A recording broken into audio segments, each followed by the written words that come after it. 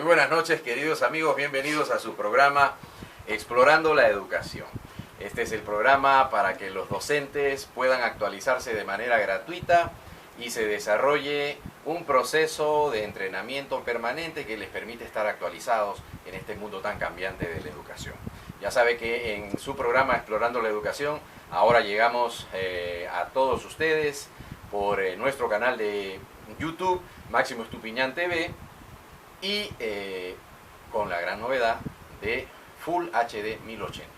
Así que su programa Explorando la Educación está sponsoreado, auspiciado por el Center for Excellence in Education, una institución especializada en el mejoramiento de los sistemas educativos, en la formación de los actores de la educación y de todas las instituciones y organizaciones relacionadas con el aprendizaje. Nos habían solicitado un resumen Full HD de esta pregunta sobre cuál es el conjunto de características que nos podrían permitir describir el sistema educativo en el Perú. Por lo tanto, vamos con este resumen de nuestro capítulo 1 y 2, Full HD para todos ustedes. ¿Cómo es el sistema educativo nacional en el Perú? Podríamos entender que, en primer lugar, no hay sector en el Perú que goce de un posicionamiento tan bajo, pero por otro lado, tenga tan alta relación con el desarrollo económico, social, político y cultural del país. En definitiva, el posicionamiento que goza el sistema educativo es bajísimo. Sin embargo, de realizarse lo que consideramos una inversión cualitativa, una transformación cualitativa del sistema educativo, el impacto que éste tendría sería superior al de cualquier otro de los sectores de nuestro país. Vámonos con la segunda característica. Analizamos la relación entre inversión y resultados. Se puede invertir el doble, el triple, el cuádruple del presupuesto nacional en el sistema educativo peruano, tanto básico como superior, pero con las características que posee, la inversión no tendría resultados. Esto significa que lo primero que hay que mejorar es la calidad del sistema y luego poder atender lo que denominamos cobertura. Como nosotros tenemos en el Perú una masificación del sistema, un crecimiento del sistema sin calidad, el problema de la calidad es el problema, vamos a decirlo, central. Como todavía no se entiende para qué es el sistema educativo, como todavía no se comprende cuál es la finalidad del sistema educativo y qué características debería de tener, la inversión que se realiza se canaliza hacia indicadores y hacia variables que no tienen una repercusión en optimizar los resultados. Nos vamos con la tercera característica. Este es un sector en donde se goza de profesionales, pero aunque son prácticamente el 50% de titulados del país, aún los profesionales del sector educación no reúnen las competencias mínimas necesarias, no por culpa de ellos, sino porque lamentablemente el sistema educativo peruano no posee una plataforma de formación de docentes lo suficientemente válida, lo suficientemente confiable, que les permita garantizar las competencias por las cuales ellos confiaron al matricularse y al estudiar esta bella carrera de educación. De tal manera que tenemos un gran problema de cualificación profesional versus competencias. Cuando entendemos esa diferencia, es importante señalar que nos hace diferenciar, nos hace poder distinguir entre lo que nosotros entendemos por tener una certificación o poseer un título, una titulación y ser competente en la carrera, que son dos cosas totalmente distintas, aunque deberían ir de la mano, no se encuentran correlacionadas en el Perú. Nos vamos con otra característica. Es uno de los sectores en donde existe gran cantidad y calidad de producción científica, pero sin embargo nuestro sistema educativo se caracteriza por su gran desfase. No se comprende qué cosa es el enfoque por competencias, todavía no se entiende qué es aprendizaje, no se entiende la función de la enseñanza como una variable independiente, no se manejan diseños experimentales en las aulas y podemos seguir y seguir. Por otro lado, esta es un sector en donde existen ya una gran cantidad y calidad de experimentos en el mundo, pero a los cuales el Perú ha renunciado. Lamentablemente no se ha podido entender todavía en el Perú que el sector educación es un sector netamente experimental. Y eso es lo que produce el conocimiento que finalmente podemos llevar al aula a manera de didáctica. Si un sistema educativo no prioriza la experimentación, lamentablemente todas las propuestas que llegan al aula carecen de un fundamento contextualizado. Vámonos con otra de las características. Cuando hablamos de tecnología en educación, lamentablemente se sigue pensando que las tecnologías son las tecnologías de información y comunicación. Se piensa en el internet, se piensa en las tabletas, se piensa en entornos virtuales o en entornos inalámbricos. Lamentablemente no se comprende que la primera, la madre de todas las tecnologías que debe existir de manera rigurosa en un sistema educativo, es la que denominamos didáctica. Efectivamente, queridos amigos, la didáctica es la madre de las tecnologías en el sector de la educación. Si los docentes no son sólidos en la tecnología de la didáctica, debido a que la didáctica es la aplicación de la ciencia, nosotros los docentes lo que hacemos es recepcionar los resultados que se producen en los diferentes experimentos o conducir experimentos para obtener un conjunto de resultados que nos permitan desarrollar entornos de enseñanza-aprendizaje efectivos. En ese momento podemos hablar de didáctica, la que precisamente es la menos desarrollada en nuestro país. No se encuentra entonces una relación entre las tecnologías de la didáctica y la aplicación en el aula. Por otro lado, tenemos una gran especulación. El sistema educativo en el Perú es especulación, se encuentra a boca de todos, pero lo que más escasea es una interpretación científica del sistema educativo. Es por eso que se originan programas y canales como el nuestro, que pretenden brindar un referente técnico válido y confiable que le permita a las personas comprender el sistema educativo, obviamente de una manera un poco más rigurosa a la que le brindan normalmente, a la que le dan tratamiento los medios de comunicación en el país. Por otro lado, tenemos muchos usuarios en el sistema educativo. Los usuarios han ido incrementando, pero hay muy poco análisis, ¿no? Todavía no se comprende para qué es la educación básica, cuál es la finalidad de las escuelas. Tenemos escuelas que parecen ser universidades y tenemos universidades que pretenden ser escuelas. Por otro lado, vamos a pasar al resumen de nuestro segundo capítulo, en donde vamos a analizar cuál es la finalidad de las escuelas.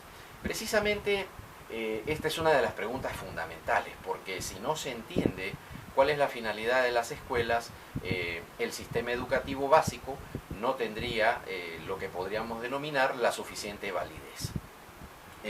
¿Esto por qué?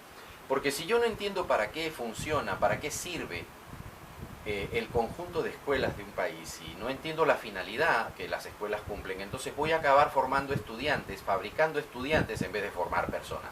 Y a eso nos lleva esta pregunta: ¿deben las escuelas fabricar estudiantes o deben formar personas?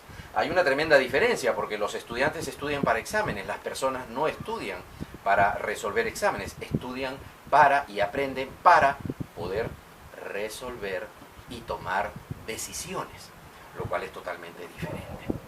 Los estudiantes tienen una vigencia y culminan cuando finaliza un itinerario de estudio. En cambio, invertir en las habilidades que necesitan las personas es mucho más rentable, porque si les enseñamos habilidades para el resto de su vida, significa que la vigencia de esos aprendizajes, esas habilidades y esas competencias tendrán una vigencia muchísimo más larga en el tiempo. Vámonos con otra pregunta. ¿Deben las escuelas formar enciclopedistas que aprueban exámenes internacionales o formar ciudadanos que puedan mejorar su calidad de vida? Esta es una pregunta fundamental, porque si nosotros se la hacemos a los docentes, es muy probable que cada quien responda de acuerdo a su especialidad, ¿no? Los docentes tienen respuestas muy distintas en la educación inicial, primaria, secundaria, en función de esta pregunta.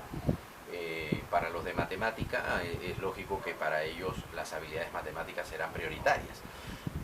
Para los de lenguaje también. Sin embargo, tenemos que reiterar que la finalidad de las escuelas no es formar mini académicos. En las escuelas no formamos especialistas de ningún tipo.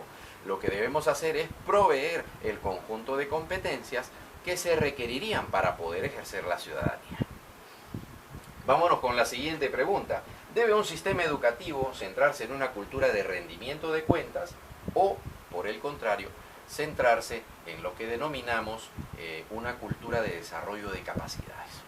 Como ustedes saben, el principal referente que tienen las escuelas son las notas, los promedios, las calificaciones e incluso las pruebas internacionales. Pero la gran pregunta es, ¿aprobar y tener un buen promedio en pruebas internacionales garantizaría que nuestros egresados de la educación básica pueden ejercer su ciudadanía? Esa es una pregunta central y no hay ningún sistema educativo en el mundo que haya podido movilizarse hacia la calidad centrándose en un rendimiento de cuentas, ¿no? Los sistemas educativos de calidad en el mundo se están movilizando a un desarrollo de capacidades. Por ejemplo, si entendemos el sistema educativo como una cadena de valor, vamos a poder establecer cuáles son los eslabones de esa cadena de valor. Por ejemplo, un eslabón de la cadena de valor es el currículum. Si tenemos un currículum poco válido, poco confiable, mal diseñado, mal elaborado, mal estructurado y con pseudo competencias que no tienen ningún tipo de trazabilidad, entonces tenemos un tremendo problema porque todos los eslabones de la cadena del sistema educativo se encuentran interrelacionadas. Desarrollaremos más adelante un capítulo especialmente dedicado a la cadena de valor del sistema educativo. Vámonos con la siguiente pregunta.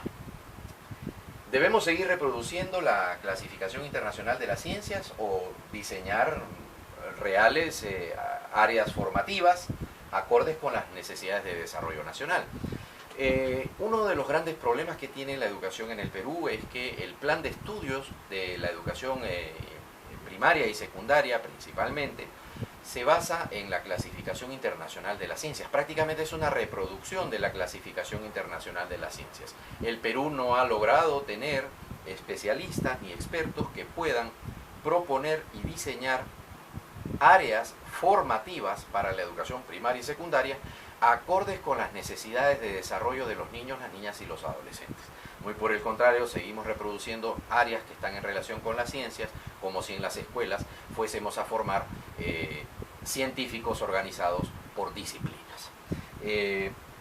También, obviamente, existe un gran problema cuando se habla de las áreas en el Perú, a las cuales yo prefiero llamar pseudoáreas porque no reúnen los requisitos para ser consideradas áreas, ¿no? Lo que tenemos es un área, por ejemplo, que se denomina matemática, pero que no interactúa con las demás, y de la misma manera, cada una de estas pseudoáreas no son más que disciplinas científicas disfrazadas de áreas, ¿no? Hay una gran diferencia entre una asignatura, entre un curso y una área. En el área tiene que haber mayor interacción de las disciplinas y muy por el contrario, lo que nosotros tenemos son áreas disfrazadas. Vámonos con la siguiente pregunta. ¿Puede llamarse a cualquier habilidad una competencia? Esta es una pregunta que nos ha llegado muchísimo y que es necesario aclarar. Cuando nosotros encontramos una competencia redactada con esta estructura, verbo, contenido y condición, no significa que automáticamente tengamos que asumir que es una competencia. Porque cuando hablamos de una competencia, no hablamos de cualquier habilidad redactada en una estructura de verbo, contenido y condición. Cuando hablamos de una competencia, hablamos de un desempeño, un aprendizaje identificado después de haber seguido todo un protocolo metodológico. Si no se ha seguido el protocolo metodológico para obtener la competencia, esa no es una competencia. De tal manera que cualquier habilidad redactada en términos de verbo, contenido y condición no puede denominarse una competencia de ninguna manera porque no posee la trazabilidad que permite identificar su origen. Como no se aplicó ninguna metodología en el currículo nacional para obtener estas competencias, dichos elementos del currículum no pueden ser considerados competencias, sino muy por el contrario, pseudocompetencias. Bueno, queridos amigos, esperamos que este capítulo haya sido de su interés. Si les ha gustado, no se olviden de darle un like, suscríbanse al canal para que se mantengan actualizados con todas las novedades que les vamos a traer del sistema educativo, y no se olviden que si desean tener mayor información pueden conseguir el estudio completo que realizo del currículo nacional en el Perú, en la investigación de efectos de fábrica, un análisis del currículo nacional básico en el Perú, los límites que nos impiden superar el subdesarrollo educativo. Ya saben que mi estudio lo pueden encontrar a tan solo $10, pueden buscar por Facebook el procedimiento, y esperamos que el programa haya sido de su agrado. No se olviden de darle like y suscribirse. Muchísimas gracias, muy buenas noches.